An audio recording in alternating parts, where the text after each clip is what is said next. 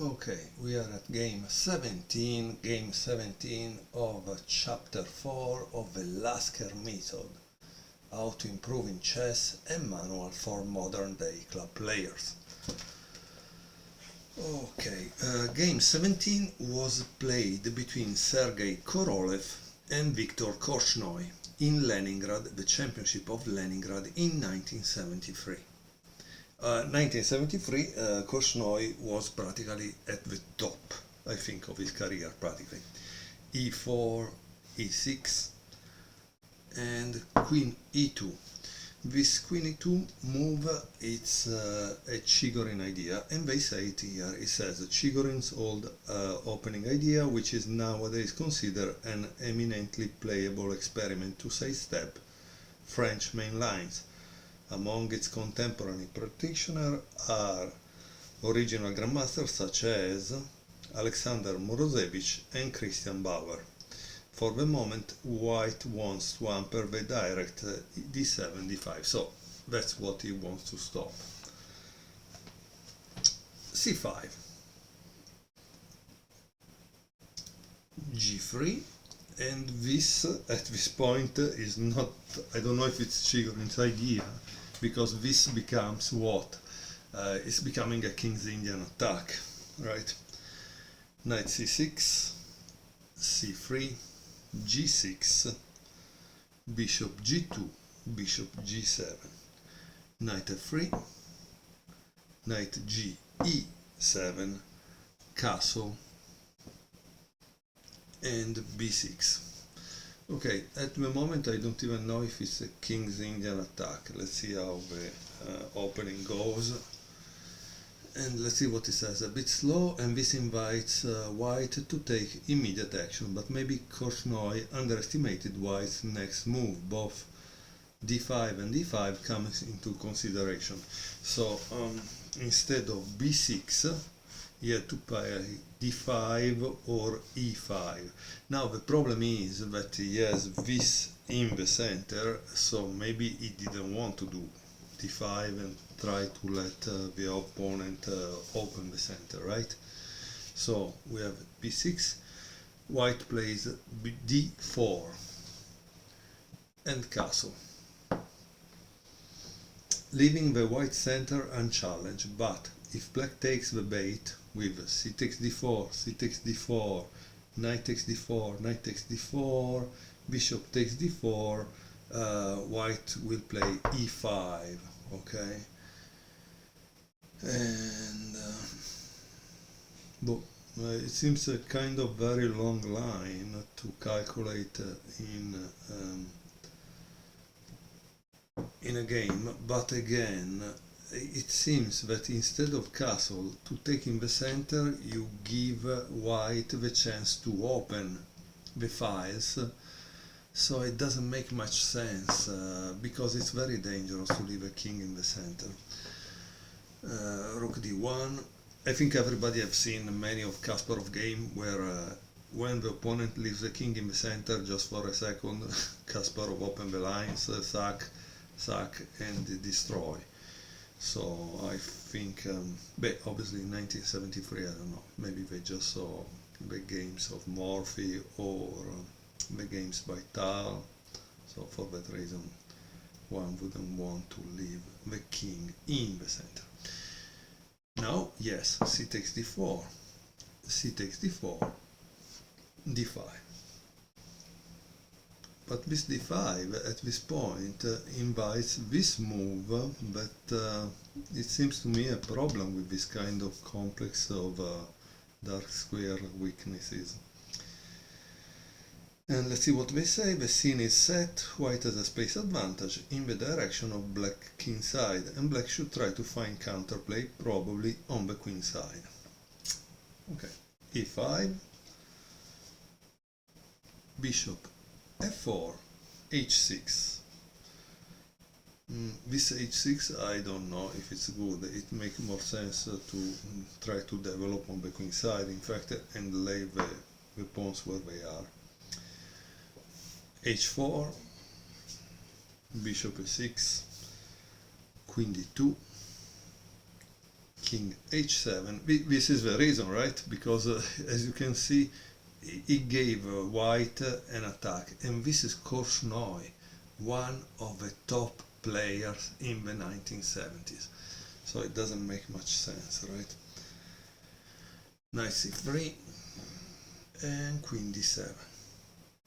Once again, there was something to be said for knight f5. Yeah, I mean, queen d7 unfortunately doesn't solve many problems, right?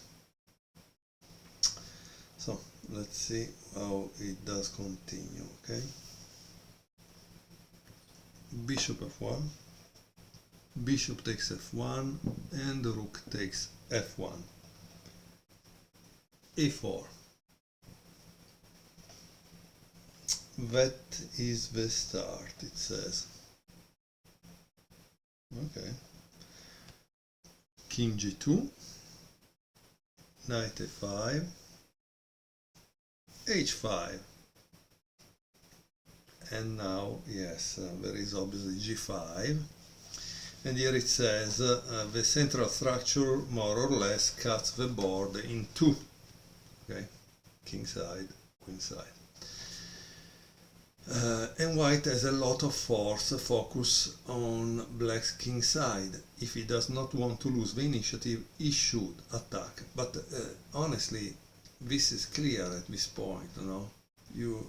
He played g5. What do? Or you want to attack or you don't want to attack. You need to decide on which side. So the next move is kind of logical. Bishop takes g5. H takes g5, because you also want to open this file so that the rooks eventually can do something, right? Look, h6. The point, either to give a rook access to the attack or to use the h-pawn as a direct attacking unit. And here, obviously, the author plays analysis on bishop takes h6, or let's see what else. He played also knight g8, he thought, or knight f5. In the game, it was played bishop h8.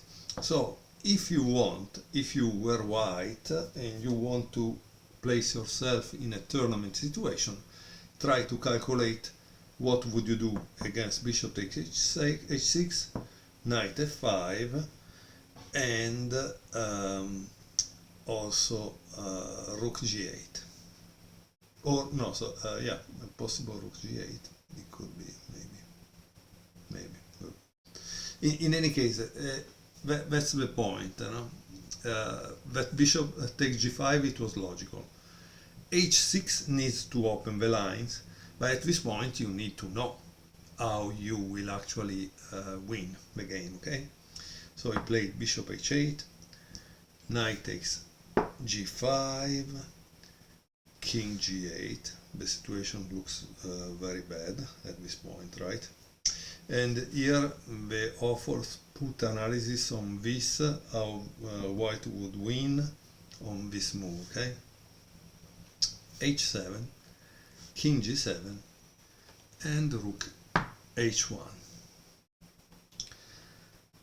Notice that also this move is winning. So queen f4, it's winning. Now rook fc8, because it wants to give an escape route to the king, right? But of course there were some other lines. They calculated also this, knight c4. Eventually, when you buy the book, you will be able to see them. I just want to enjoy the game.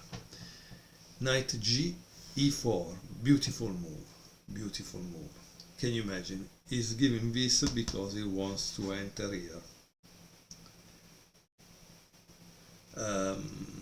In reality, I just realized it now, but there is a problem. Can you imagine what happens if it takes? Queen h6, checkmate. I just saw it after I said that thing, that he wants to enter here, but in reality it's here. The problem. So knight f5 to control h6, boom, knight f6, attacking this, taking control, it's a mess here. Queen b7, g4, trying to remove the defender of the h6 square, knight c4, queen g5, king f8, and boom, this is the final move of the game, because clearly it's a mess. It's a mess. Notice this is move 29, so we see a top player. Top means that he was in maybe the fourth five players in the 1970.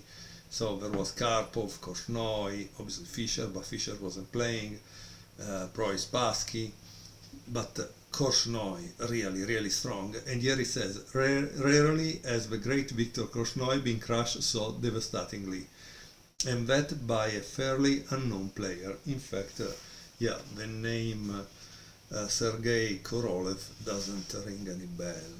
I don't know.